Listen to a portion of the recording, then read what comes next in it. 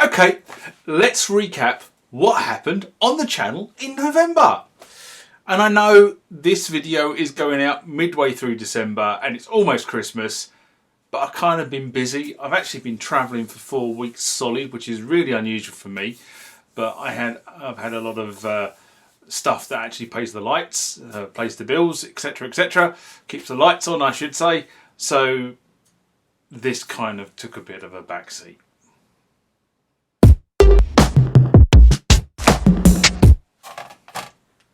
Okay, number one, Roland S-50. Would you believe the Roland S-50, 14 parts so far filmed on this synthesizer, over 20 months. Yes, I'll say it again, 20 months. I could not believe. I had in my head it was about a year, but when I actually went back and looked, the first video went live in April 2022, and the last video, part 14, which if you have been watching the channel, you would have seen go live yesterday, was actually filmed, I think it was around about the 9th of November. So 20 months that took to do that. And spoiler alert, a big spoiler alert, unfortunately the outcome of the restoration has not been favourable. This is a keyboard. I think I'm going to call it my nemesis keyboard, because I am a bit stumped about what I have done, and it's caused such a catastrophic failure. I have in my time recapped a number of power boards. It's not exactly difficult. You just have to make sure you get the right capacitors with the right values, and sometimes you can't get the right value, so you might have to get a substitute value that's close to it. But in essence, if you're recapping a power board, that's what you do. You unsolder the old ones, you resolder the new ones, and things just work normally. Unfortunately with this one, that decision to recap the power board did not, something went wrong, and I have no idea what went wrong, but effectively the process of recapping the power board has, I think, instigated some sort of cascade failure in the power system of the actual synthesizer itself. And the really interesting thing, and I'll go into this in more detail once I come up with a solution, but the S-50 actually has 4 voltages that the power supply generates.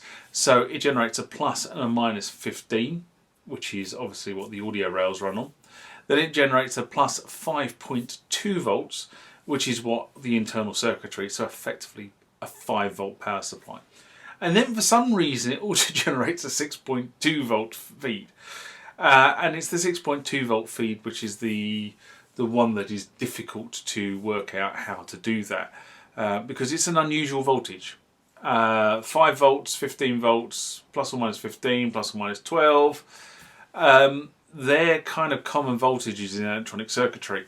6.2 volts is not a common voltage.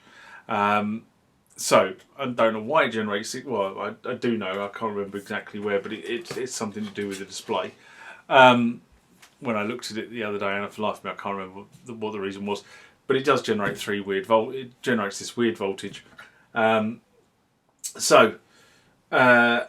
All is not lost. I have plans. I've been doing research since I finished the videos.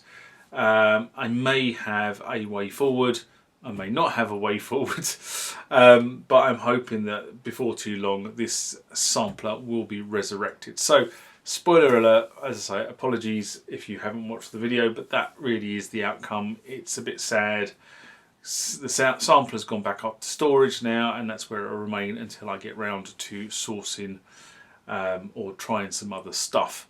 I'll need to bring down my oscilloscope as well from storage, because I think I'm going to have to actually go through the circuit board in a bit more detail, which is something I don't do very often, hence the reason why the oscilloscope is not here. It's actually in a box in storage. Anyway, that was the Roland S-50. Remember, like, comment, subscribe to the channel.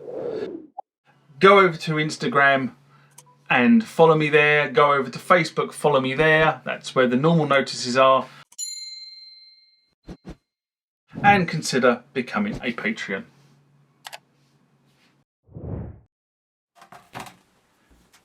The next job, to clear the workshop, and this job cleared the workshop in a week. That's what it should really do. If I'm here and I have the time, these sort of jobs shouldn't take very long. Actually, it was probably about 10 days because I had to order a part, which took a few days to deliver. But this one was all about the SY77. So when I bought the SY77, obviously as normally sold in full working order, but like the SY85 that I purchased or acquired a little while before that, the SY77 was acquired and the floppy disk drive was banjaxed. And to be honest, you know, it's still sitting here on the bench waiting for me to do something with it, which actually means taking it down the dump because it is pretty useless. But the reason why it was banjaxed is basically the rubber belt that goes from there to there. When I took this to pieces, that rubber belt was actually in pieces all over the body of the disk drive. So, new disk drive has been put into that, battery has been changed. A couple of other things I've done, I've made it so that the keyboard now works with an IC connector as opposed to a normal plug. Why do I do that? Well, actually I do that for a couple of reasons. Number one, I always have IC connectors around, so that's one of the reasons why I do it. Second reason is when it goes into a box, what I don't want is I don't want the plug scratching the keyboard or the display. And sometimes when you put the plug in, you close the lid down, the plug moves. And I didn't want that to happen. I didn't want the plug pressing down on the keys.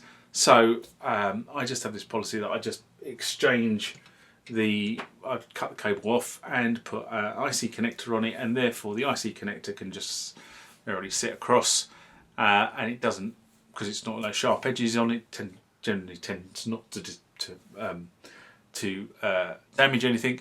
And then I just have to make sure that as I always do, put an IC cable in the box, which is what I do in the compartment. Because I always, if I have to buy a box to go with the keyboard, I always buy a box with a compartment, and therefore I can put things like pedals and cables. And I normally, well, actually, I'll be honest with you, what I normally have in the box is I normally have a pair of audio cables, left and right. I have an IC cable like that. And I normally have, if it's a specific pedal, I normally have the pedal in there as well. So that's what I normally put in the box, so that when I take a synthesizer out of storage, I know I've got all the cables to actually plug it in and get it working. I might not have all the cables to get it to do other stuff, like MIDI cables, that sort of stuff, but I have all the cables to actually get it to make noise. But the SY77 has been done, and for some unknown reason, I don't know why, but I've actually ended up with two SY77 replacement drives. One has been fitted, one is spare. If anybody needs an SY77 floppy disk drive, please DM me on the channel. I am going to put it up on eBay, but if you DM me directly on the channel, then obviously you and I can save the 15% on fees, as in you don't have to pay 15% more, and I don't have to pay the fees. I will quite merrily sell that spare disk drive to you, and you can put it into your SY77 and make it work as well. And the last thing that happened in November, Behringer finally released the UB-Xa. Why is that important to the channel? Well, I've bought one.